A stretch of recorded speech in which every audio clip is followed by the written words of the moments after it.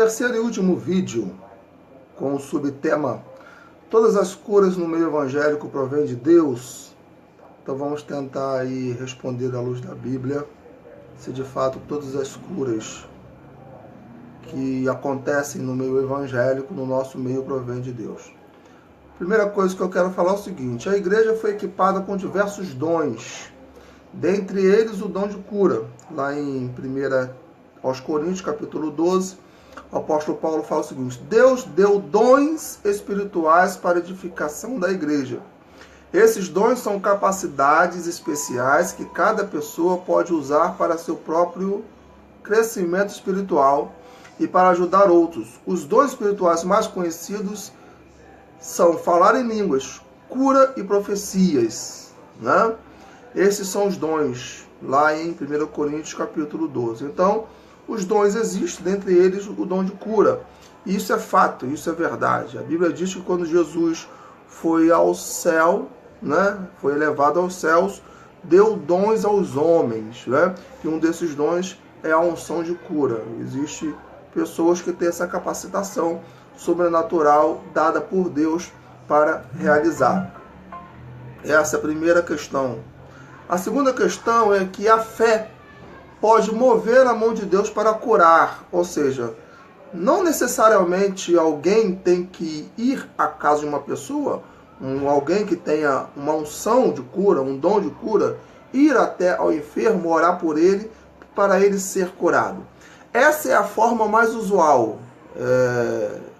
De fato, quem lida com o movimento pentecostal, com o movimento neopentecostal, Deus se move infinitamente maior, infinitamente mais na vida daqueles que têm a unção para cura, né, do que especificamente em algum crente pela fé. Mas acontece, há relatos de pessoas pela fé, né, clamar a Deus e Deus curar a pessoa do câncer, da AIDS, de diversas enfermidades incuráveis, da diabetes. É mais raro, né? É mais difícil, mas isso é possível. Teve um dia que eu li um relato verídico e eu pesquiso, quando eu pesquiso eu busco realmente ver a fonte, aquela coisa toda, em que um senhor de idade, acho que quase 80 anos, teve um câncer maligno no rosto. O rosto já estava inchado, já enorme. Os médicos haviam falado realmente que já tinha tomado tudo, todo o rosto dele. E ele foi numa conferência de cura, só que ele não conseguiu entrar, né? Ele ficou do lado de fora, porque estava muito cheio. Então ele, de repente, Deus faça alguma coisa aqui mesmo. E ali ele ouviu aquela mensagem, né? Uma das frases que o preletor disse foi que dê ordem à montanha que está à sua frente. E aí ele tomou aquilo para si, né? E ele ia para o espelho e todo dia falava: monte, saia do meu rosto.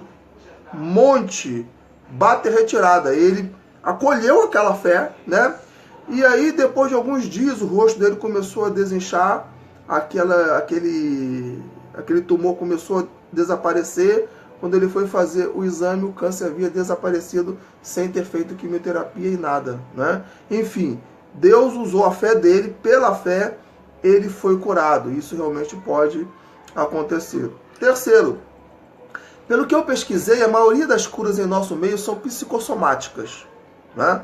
A maioria das curas no meio evangélico vem da alma, né? Muitas das nossas dores, das nossas enfermidades, elas são questões emocionais, são traumas emocionais, problemas emocionais, falta de perdão, amargura, rancor, um trauma, e aí isso gera uma manifestação física. E aí, de repente, né, num culto bem avivado, né, com uma pessoa que tem uma palavra muito positiva, onde manda você decretar, onde manda você falar, aquilo ali entra no coração dela de tal forma que ela acaba sendo curada do trauma. Ao ser curada do trauma, né, ao libertar o coração, liberar o coração para o perdão, muitas das vezes acontece a cura física. Isso são relatos de inúmeras pessoas que aconteceram. Ou seja, não foi Deus, né? Foi algo da cabeça dela, ela se apropriou daquilo, houve uma cura emocional nela que se estendeu para a cura física. Quarto, Entretanto, há relatos de cura extraordinária em nosso meio, isso sem sombra de dúvidas, né? Estudando aí esses anos todos, o meio pentecostal, neopentecostal, eu vi relatos, né, de coisas realmente extraordinárias que seriam impossível. Quer dizer, não tinha nada a ver com questão de trauma da alma, né?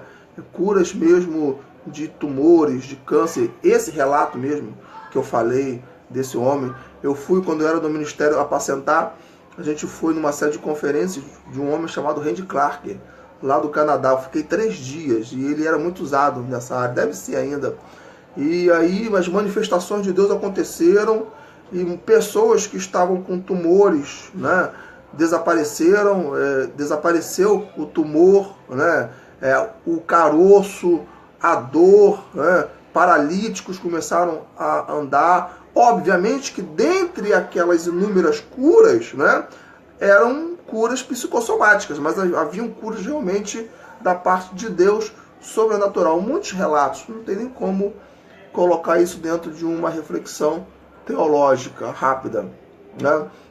Quinta coisa que eu quero colocar, e essa é muito importante: o diabo pode promover curas em nosso meio para respaldar heresia e perdição, né?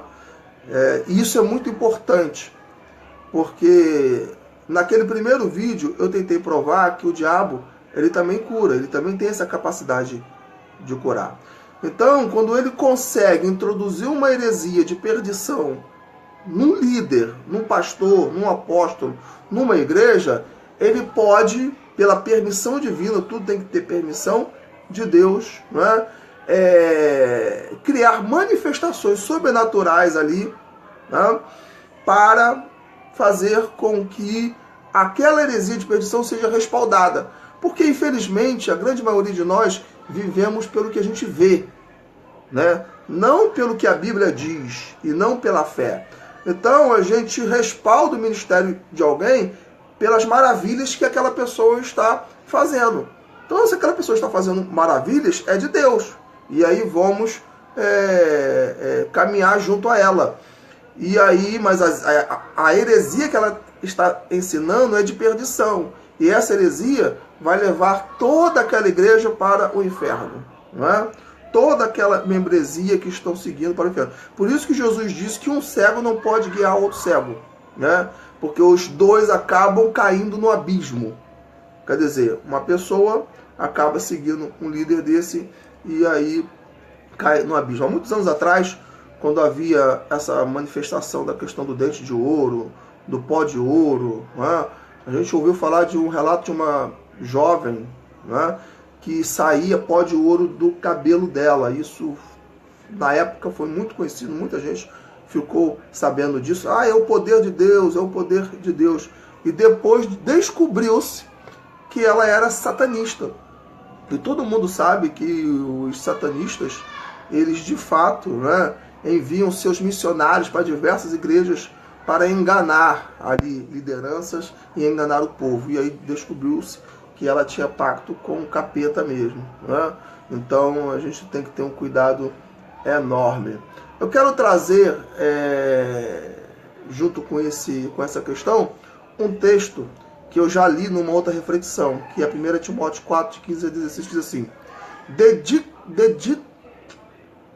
dedica-te plenamente ao cumprimento dessas responsabilidades, o apóstolo Paulo falou para Timóteo, para que todos possam testemunhar o teu progresso. Tem cuidado de ti mesmo e do teu ensino. Persevera nesses deveres, pois agindo assim, salvarás tanto a tua própria vida quanto a todos que te derem ouvidos. O apóstolo Paulo, ele frisa que Timóteo tinha que tomar muito cuidado com aquilo que ele estava ensinando. Porque se ele estivesse tomando cuidado com aquilo que ele estivesse ensinando, em outras versões fala, tome cuidado de ti mesmo, da sã doutrina.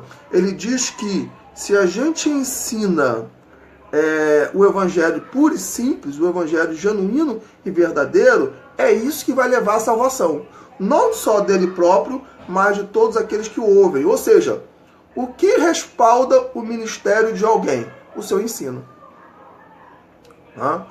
Mas ele pecou, ele adulterou, ele fornicou, né? Ele é um ladrão, ele, né?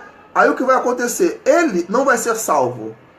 Mas se o que ele está ensinando é bíblico, é verdadeiro, aqueles que estavam seguindo serão salvos. Ele vai para o inferno porque pecou e não se arrependeu, né? Mas o seu povo vai para o céu. Agora, o problema é sinais, prodígios e maravilhas misturados com heresias de perdição. Outra coisa, creio que um ministério pode realizar curas e sinais no poder de Deus, eu acredito, e não ser mais de Deus. Isso acontece muito em nosso meio, né? Há uma grande quantidade de igrejas neopentecostais que de fato estão operando no poder e na unção do Espírito, no poder de Deus, mas eles não são de Deus. E é só ler um texto de Mateus capítulo 7, versículo 23, para comprovar isso. Muitos me dirão naquele dia: Senhor, Senhor, não profetizamos em teu nome? E em teu nome não expulsamos demônios? E não realizamos muitos milagres? Em nome de quem? Em nome de Jesus. Aí Jesus vai dizer assim: então lhes direi claramente, nunca os conheci, afastem-se de mim, vocês que praticam o mal. Repare que Jesus não disse que aqueles sinais, prodígios e maravilhas que aqueles homens ou mulheres estavam relatando que fez, né, não era através dele, né? Ele apenas diz: nunca vos conheci, porque o pecado acaba fazendo com que Deus esqueça de nós, né? A única maneira dele voltar a se lembrar de nós é nos arrependendo e nos tornando nova criatura. Então Jesus não desmente nesse versículo que aqueles sinais eram por ele. E por que isso? Eu acredito que a grande maioria dos falsos profetas do nosso meio, eles não nasceram falsos profetas. Eles se tornaram falsos profetas. Eles, de fato, foram ungidos numa época em que eles estavam caminhando com a verdade. No meio do caminho se desviaram. A unção que estava sobre ele, a Bíblia diz que os dons e a unção são irrevogáveis, né? Tá lá o texto que diz claramente isso.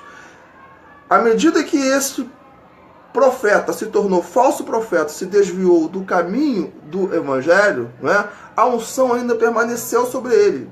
Os dons ainda permaneceu sobre ele. Ele ainda continuou fazendo sinais, prodígios e maravilhas. Só que Deus saiu da vida dele. Foi o que aconteceu com Saul, né?